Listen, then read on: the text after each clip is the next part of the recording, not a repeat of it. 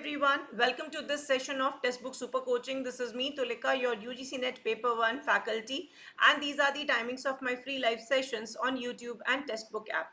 Learners, don't forget to like, share and subscribe to our channel. अगर आप Textbook Super Coaching platform पर नए हैं, UGC NET set JRF PhD या assistant professor के exams की तैयारी कर रहे हैं तो हमारे चैनल को ज़रूर से सब्सक्राइब कर लीजिए ताकि आप कोई भी इंपॉर्टेंट अपडेट मिस ना करें. For any subscription related courses आप इस नंबर पे कांटेक्ट कर सकते हैं. लर्नर्स, ये है मेरा टेलीग्राम ग्रुप. इस ग्रुप के थ्रू हम आपके साथ सेशंस के टाइमिंग, लिंक्स, पीडीएफ्स और भी बहुत सारी इन्फॉर्मेशन शेयर करते हैं. So do join my Telegram group so that आप कोई भी इंपॉर्टेंट अपडेट मिस ना करें. साथ ही साथ लर्नर्स, हमारा टेक्स्ट बुक सुपर कोचिंग का ऐप को ज़रूर से डाउनलोड कर लीजिए. You will be able to attend free live classes. आपको प्रैक्टिस सेशंस मिलेंगे, फ्री मॉक टेस्ट मिलेंगे, you can attempt free quizzes और आपको पीडीएफ भी डाउनलोड कर सकेंगे. So do download and install the text book super coaching app. So learners, आज का जो हमारा सेशन है that is based on MH set PYQs. Now ये जो प्रीवियस ईयर्स क्वेश्चंस हैं they are equally important for upcoming UGC NET JRF exams और for PhD entrance exams. So learners, ये जो हमारा सेशन है it's a part of basic to pro series UGC NET JRF June 2024. तो जितने भी questions हैं सबके एक्सप्लेनेशन आपको प्रोवाइड किए जाएंगे. सारे क्वेश्चंस मेरे साथ अटेम्प्ट कीजिए and try to take note of it so that आपके पास एक complete understanding develop हो जाए from all these units, right? So we'll start with the first question. पहला क्वेश्चन है which of the following is not a waterborne disease. अब जब भी क्वेश्चंस आते हैं तो उसमें हमें नॉट वाले शब्दों को भी, निगेट करने वाले शब्दों को भी ध्यान से देखना है.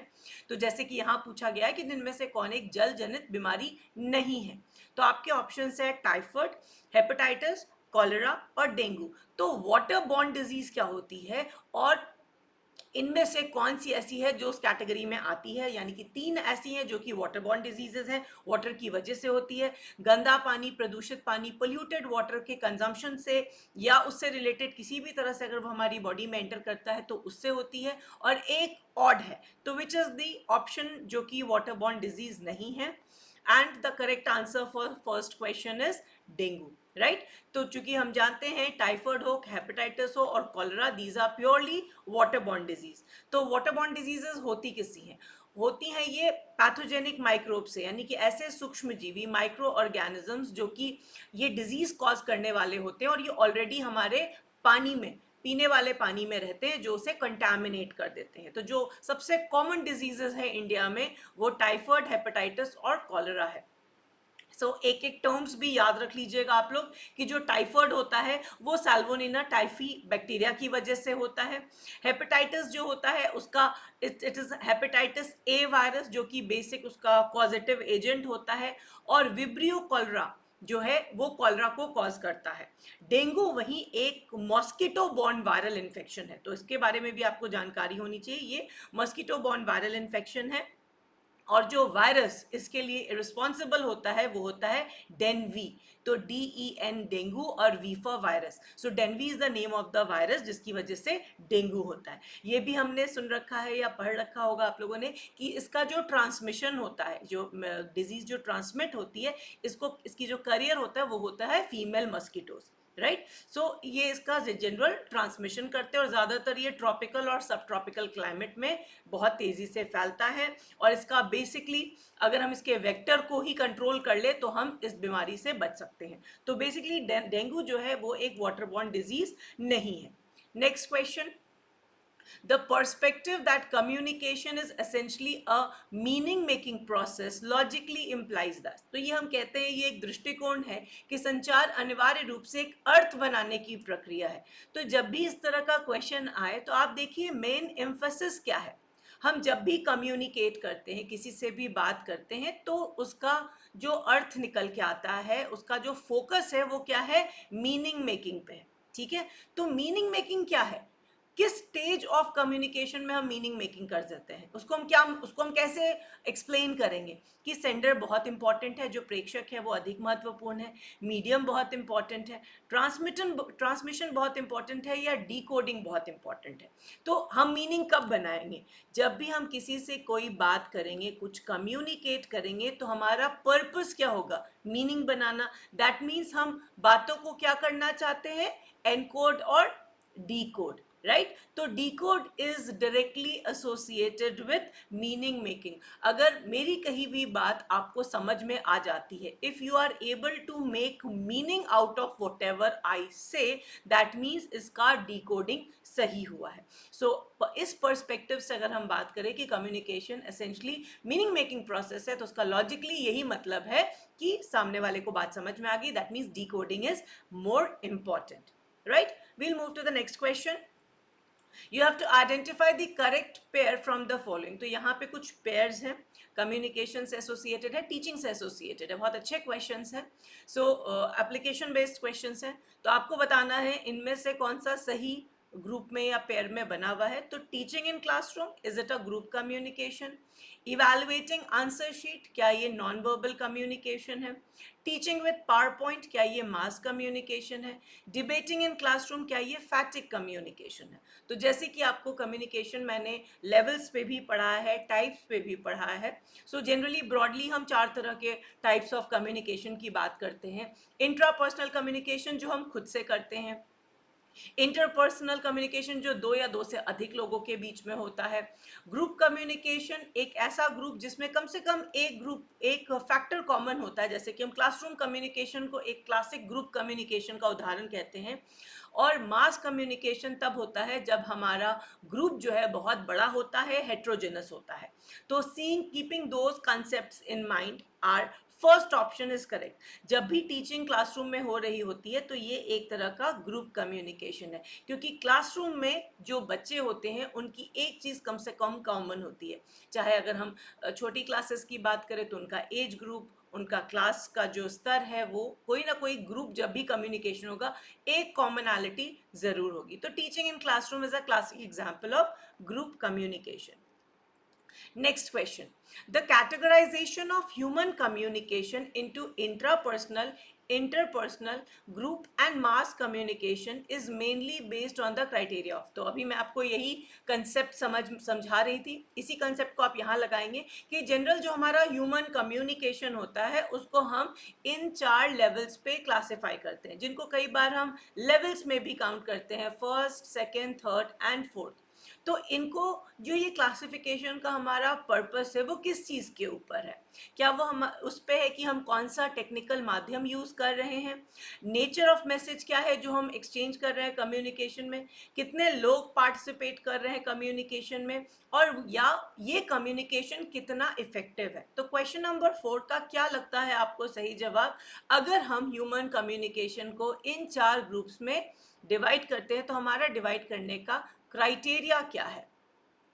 Learners, before we move ahead, मैं आप लोग को बता दूं कि हमारे JRF booster courses are about to start, जो कि प्योरली एम कर रहे हैं UGC नेट जून 2024 एग्जाम्स को क्लियर करने के लिए. इस कोर्स में आपको मिलता है पेपर 1 और ये सभी सब्जेक्ट्स के पेपर 2. इस कोर्स में होंगी 80+ लाइव क्लासेस और आपका एक क्विक रिविजन होगा of most important exam oriented topic. साथ ही साथ आपको प्रोवाइड किए जाएंगे study notes and mock test series जो आप प्रैक्टिस करते रहेंगे. जो भी क्वेश्चंस हम डिस्कस करेंगे they will be high quality topic wise questions और fully solved previous years questions इस पर्टिकुलर कोर्स में इंक्लूडेड है.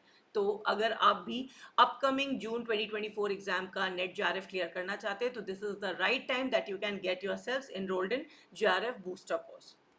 So the correct answer for question number 4 is number 3. जैसा कि हमने बात किया अभी कि अगर हम बात करें intrapersonal, interpersonal, group and mass, तो इसका जो मेन क्राइटेरिया होता है वो होता है नंबर. अगर हम इंट्रापर्सनल बात करते हैं तो हम सेल्फ टॉक कर रहे होते हैं, खुद से बात कर रहे हैं, तो एक ही पर्सन इन्वॉल्व है. इंटरपर्सनल कम्युनिकेशन कम से कम 2 या 2 से अधिक, right? 2 or 3 or 2 or more we can also say.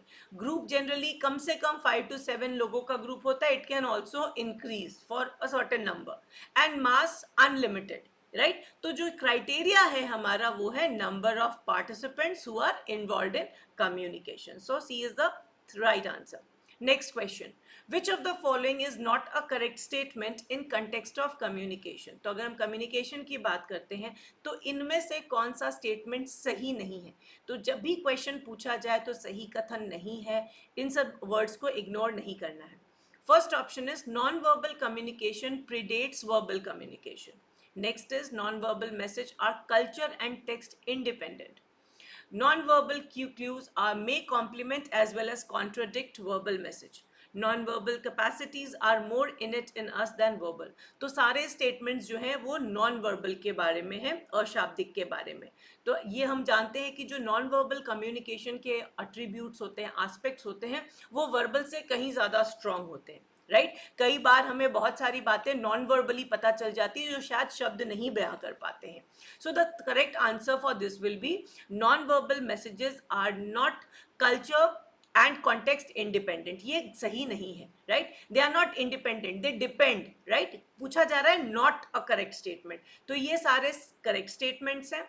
Non verbal communication जो है आपका वर्बल से पहले होता है. आप किसी को देखते हैं, आप उनके हाव भाव से बिना उनके बात करने से पहले बहुत सारी चीज़ों का आप अंदाज़ा लगा लेते हैं. तो वो पहले आता है. नॉन वर्बल कम्युनिकेशन प्रीडेट करता है, पहले आता है. साथ साथ कई बार नॉन वर्बल कम्युनिकेशन कॉम्प्लीमेंट करता है या कई बार उसे कॉन्ट्रोडिक्ट भी करता है. नॉन वर्बल कैपेसिटी ज़्यादा इनेट है हमारे में एज कम्पेयर टू, ज़्यादा सहज हो जाती है एज कम्पेयर टू वर्बल. तो ये तीनों स्टेटमेंट सही है. कौन सा सही नहीं है वो है non verbal messages are culture and context independent. No, they depend on. जो भी हम अपने हाव भाव यूज करते हैं, जो हमारा बिहेवियरल पैटर्न रहता है, वो हमारे सोशल कंटेक्स्ट और कल्चरल कंटेक्स्ट से रिलेटेड होता है.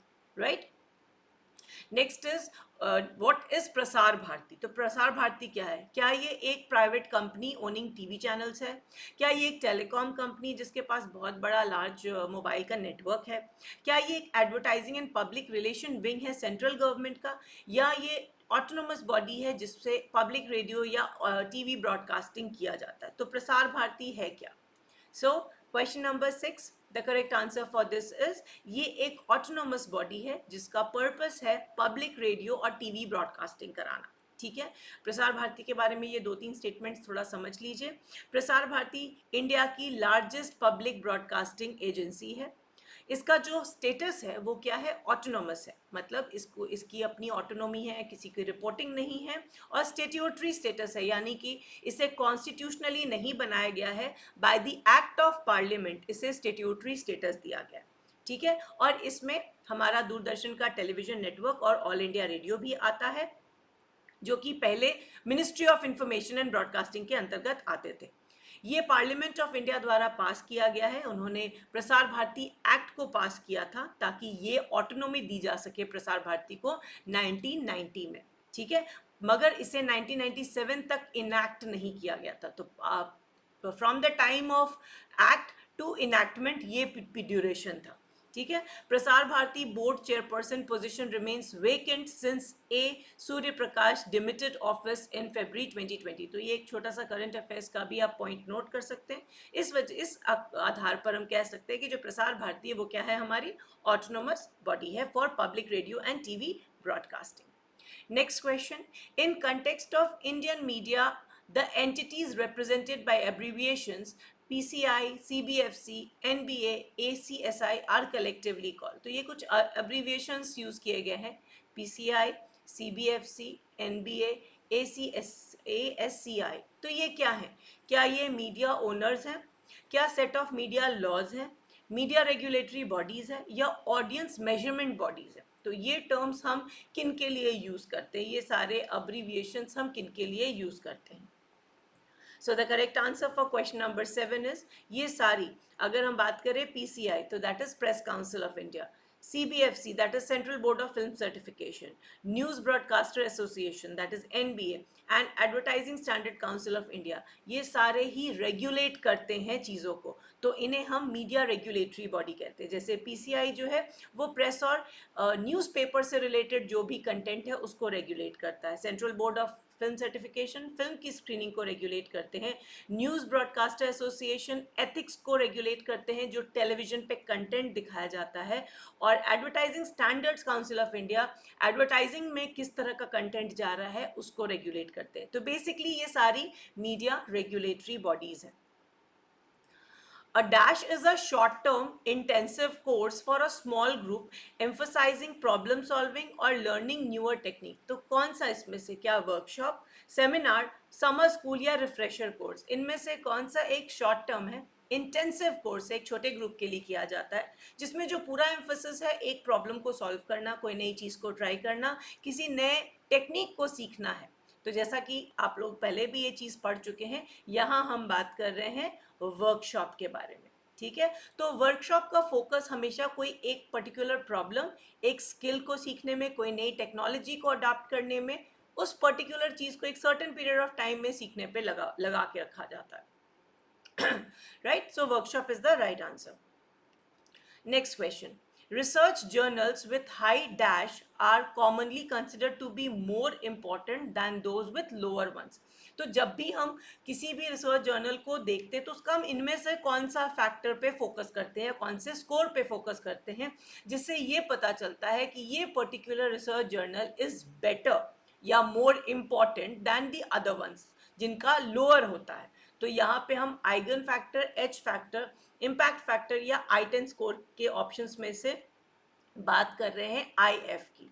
ठीक है, इम्पैक्ट फैक्टर आपके रिसर्च जर्नल के बारे में बताता है कि उसकी कितनी रीच है, उसे कितने लोग पढ़ते हैं, उसे कितने लोग अपने रेफरेंसेस में यूज़ करते हैं। तो इम्पैक्ट फैक्टर को ज़्यादातर एक इंडिकेटर माना जाता है उस पर्टिकुलर जर्नल का उस फील्ड में कितना सिग्निफिकेंस है। राइट, तो इम्पैक्ट फैक्टर जनरली इवेलुएट करके देखने के लिए लिया जाता है कि उनका जो एवरेज आर्टिकल है उसको एक पर्टिकुलर पीरियड ऑफ टाइम में कितने बार लोगों ने स्टडी किया है, रीड किया है। जर्नल, वो सारे जर्नल्स जिनका इम्पैक्ट फैक्टर हाई रहता है उन्हें ज़्यादा प्रेफर किया जाता है। राइट, तो उन्हें कोई भी प्रेफर करता है with the highest impact factor. Journals with highest impact factor believe to be more important. अगर किसी भी जर्नल का इम्पैक्ट फैक्टर हाई है तो उसे दूसरों से ज़्यादा इम्पॉर्टेंट जाना जाता है। Right, next question, a proposal that may provisionally serve as the starting point for future research is known as which kind of hypothesis। so यहाँ पे हम बात कर रहे हैं, क्या ये वन साइडेड हाइपोथेसिस होगी जो कि एक प्रपोजल की तरह वर्क करेगी, दैट मीन्स वहाँ से हम अपनी आगे की रिसर्च को ले जा सकते हैं। क्या हम इंडक्टिव रिसर्च को आगे की तरफ ले जा सकते हैं? क्या एक वर्किंग हाइपोथेसिस में हम एक स्टार्टिंग पॉइंट बना सकते हैं जिससे हम रिसर्च को आगे की तरफ ले जा सकते हैं, या जिसका कोई डायरेक्शन ही नहीं है, नॉन डायरेक्शनल?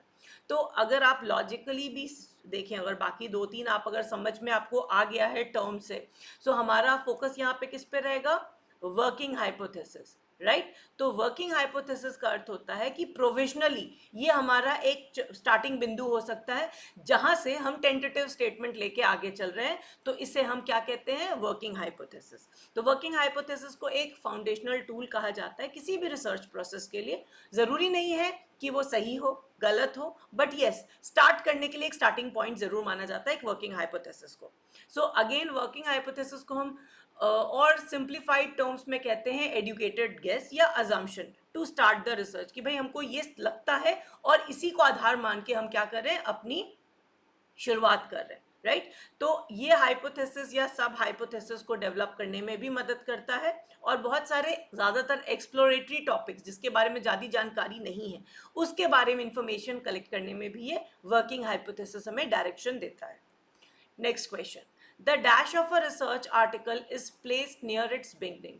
तो शुरुआती तौर पे अगर रिसर्च आर्टिकल किसी ने लिखा है तो बिगिनिंग में क्या प्लेस रहता है? ये अभी बहुत सारे सेट एग्जाम्स में पूछा जा रहा है। सबसे पहले हम ऊपर समरी देते हैं, एब्स्ट्रैक्ट देते हैं, सिनॉप्सिस देते हैं या प्रीफेस देते हैं। तो अगर आपके पास रिसर्च आर्टिकल है तो सबसे पहले ऊपर लिखा जाता है टॉपिक या मे बी थीम एंड सब थीम। ठीक है, थीम और सब थीम आप जिस पे भी आपने लिखा, अगर आपने एक रिसर्च आर्टिकल किसी सेमिनार के लिए लिखा है, वर्कशॉप के लिए लिखा है, तो कई बार हम थीम्स और सब थीम्स के अकॉर्डिंग लेते हैं।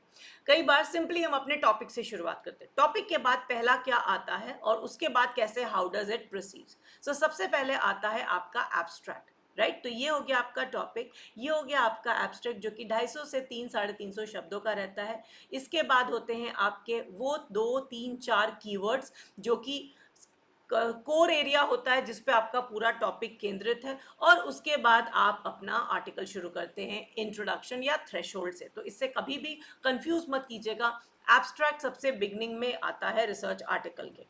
Next question, which of the following is a reference management software. So RMS की बात हो रही है।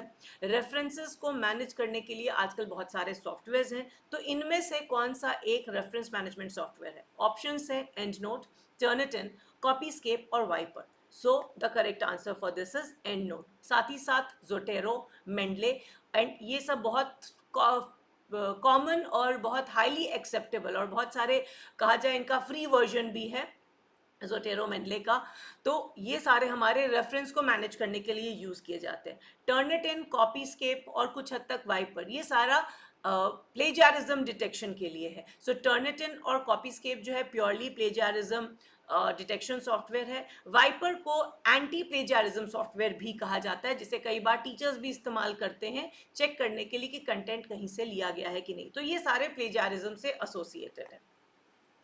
Next question. Dash thinking enables us to write statements and develop arguments in a step-by-step coherent manner. तो हम जब भी रिसर्च का कुछ लिखते हैं, अपना स्कॉलरली वर्क लिखते हैं, तो हमें कुछ स्टेटमेंट्स देने होते हैं, कुछ आर्ग्यूमेंट्स देने होते हैं, और उसका पर्पस रहता है कि हम उसे बहुत ही कोहेरेंट मैनर में स्टेप बाय स्टेप तरीके से लिखें। तो कौन सी थिंकिंग पे हम फोकस करते हैं? Accurate thinking, scientific thinking, logical thinking या क्लियर थिंकिंग? तो आप यहाँ देखिए स्टेप बाय स्टेप और कोहेरेंट है आपके कीवर्ड्स। तो कहाँ पे इनमें से लॉजिकल, जब हम लॉजिकली सोचते हैं तो एक बात को दूसरी बात से कनेक्ट करते हैं एंड सब्सिक्वेंट स्टेप्स को फॉलो करते हैं इन ह कोहेरेंट एंड कोहेसिव मैनर। सो जब भी हम किसी भी स्कॉलरली वर्क की बात करते हैं, logical thinking is very very important.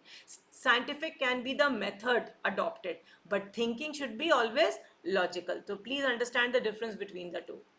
Miss Sindhu conducts a question answer session in her class to determine the abilities of student at the beginning of academic year. तो academic year शुरुआत हुआ, बच्चे आए, तो मिस सिंधु ने एक question answer session organise किया अपने क्लास में, ये देखने के लिए कि मेरे बच्चों की अबिलिटी कहाँ क्या है, so that she can plan her classes accordingly. तो ये किस तरह का असेसमेंट हुआ? फॉर्मेटिव, समेटिव, डायग्नोस्टिक और क्यूमुलेटिव। तो जैसा कि हम जानते हैं कि फॉर्मेटिव हम कब करते हैं? ड्यूरिंग में करते हैं, right. So during that means already यहाँ पे बिगिन कर लिया है, दैट मीन्स अभी हम जो भी पढ़ाएंगे वो ड्यूरिंग में आएगा। समेटिव और क्यूमुलेटिव आपका आखिरी में होता है, और डायग्नोस्टिक किसी ना किसी तरह की प्रॉब्लम आइडेंटिफाई करने के बाद होता है। तो ये जो हमारा एग्जाम्पल है that is an example of formative assessment, right.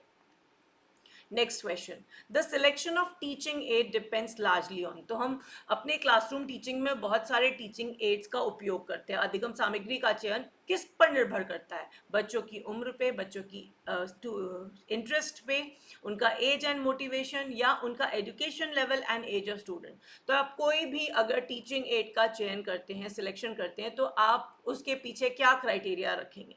So the correct answer for this question will be उस बच्चे का क्या शैक्षिक स्तर है, यानी कि एजुकेशनल लेवल है, और उस बच्चे की आयु कितनी, यानी कि age of the students. Accordingly हम हो सकता है बहुत बार कोई टॉपिक हम क्लास 5th के बच्चे को भी वही टॉपिक पढ़ा रहे हैं, क्लास 10th के बच्चे को भी, मगर यहाँ पे जो टीचिंग एड्स का यूज़ होगा वो इनके एजुकेशनल लेवल और उनके उम्र के अनुसार लिया जाएगा, राइट। टॉपिक कई बार सेम होते हैं, बट इस लेवल पे हम उसे ज़्यादा इलेबोरेट करके बताते हैं, तो अकॉर्डिंगली ही हम टीचिंग एड्स भी सिलेक्ट करेंगे, right. And question number 16. In dash method of teaching, teacher uses maxim known as specific to general. तो अगर हमने कोई चीज़ एक स्पेसिफिक ऑब्जर्वेशन की कि भाई ये स्पेसिफिक ऑब्जर्वेशन एक बच्चे में देखी जा रही है या एक फिनोमिना में देखी जा रही है, और उसके बाद हम इसे जनरलाइज करते हैं, तो हम कौन से पैराडिम को फॉलो कर रहे हैं? एनालिटिकल, सिंथेसिस, इंडक्टिव या डिडक्टिव? सो जब भी हम स्पेसिफिक टू जनरल जाते हैं तो we follow an inductive approach, right? So C is the right answer. Learners, the UGC NET JRF booster course is starting and here आपको मिलेंगे पेपर 1 एंड पेपर 2 की क्लासेस. ये सारे सब्जेक्ट्स अभी हम पेपर 2 में ऑफर कर रहे हैं. कोर्स में आपको मिलते हैं 80% लाइव क्लासेस एंड आपका मोस्ट इंपॉर्टेंट टॉपिक्स का क्विक रिविजन हो जाएगा.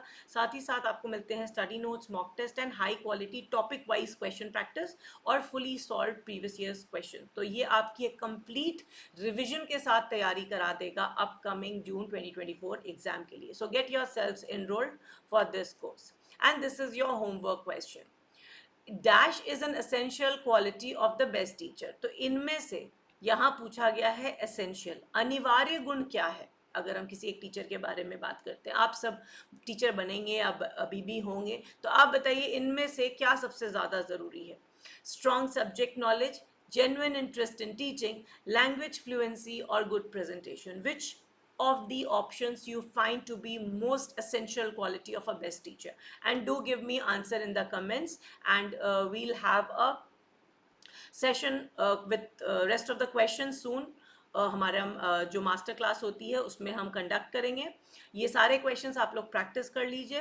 Don't forget to like, share and subscribe to our channel. मेरा टेलीग्राम ज्वाइन कर लीजिए. इस पे आपको प्रीवियस सभी क्लासेस की पीडीएफ्स मैंने शेयर कर दी है. ये वाली पीडीएफ भी आपको मिल जाएगी. For any subscription based courses आप इस नंबर पे कॉन्टैक्ट कर सकते हैं.